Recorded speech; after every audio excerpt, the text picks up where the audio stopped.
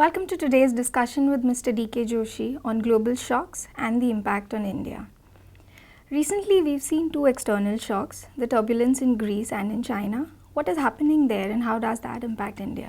Well, I think before I answer that question, let me just point out that India's external defenses have become pretty strong now. I think the vulnerability has come down. Our current account deficit is under check. The growth is slowly inching up. Inflation is under control. So the macros look good. So what it does is that it doesn't make you insulated, but it makes you better prepared to face the volatility. Now, in this context, if you look at what happened in Greece, Greece actually defaulted on its debt payment to IMF on June 30th.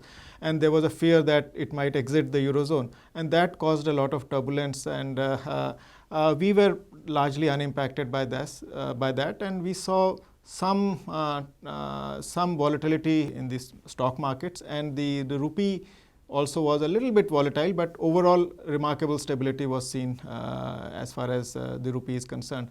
And similarly, China also saw a huge amount of volatility in its stock markets, and that was very quickly contained because in China, the financial sector is largely state controlled. So they were able to put a cap on that. But that also had a very transient impact on the Indian stock markets, and the rupee again showed remarkable stability. So I think that shows two things. I mean, one, that these shocks were not too big. And the second, that our defenses are so strong right now that we can withstand such shocks. Sure.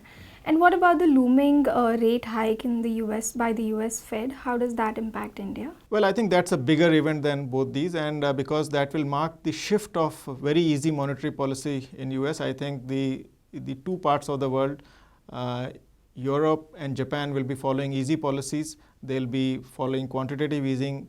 The program will continue into could continue up to 2017. Whereas the US is concerned, it is trying to normalize its policy. Now it's going to move towards higher interest rates. And once that happens, the capital will move from one part of the world to the other, and also out of the emerging markets. And I think we will definitely get impacted by that. And we will see larger volatility during that time. And if the market participants are surprised, then I think the volatility will be even more higher. Fed is trying hard to give guidance, forward guidance, and it is trying to reduce the surprise element. But I think until the event happens, I think we have to keep our fingers crossed. Definitely, I think we are better prepared, and even after volatility, we expect currencies to stabilize. And our call is that rupee will be at around 63 to the US dollar by March 2016. Sure. Thank you, Mr. Joshi, for your comments.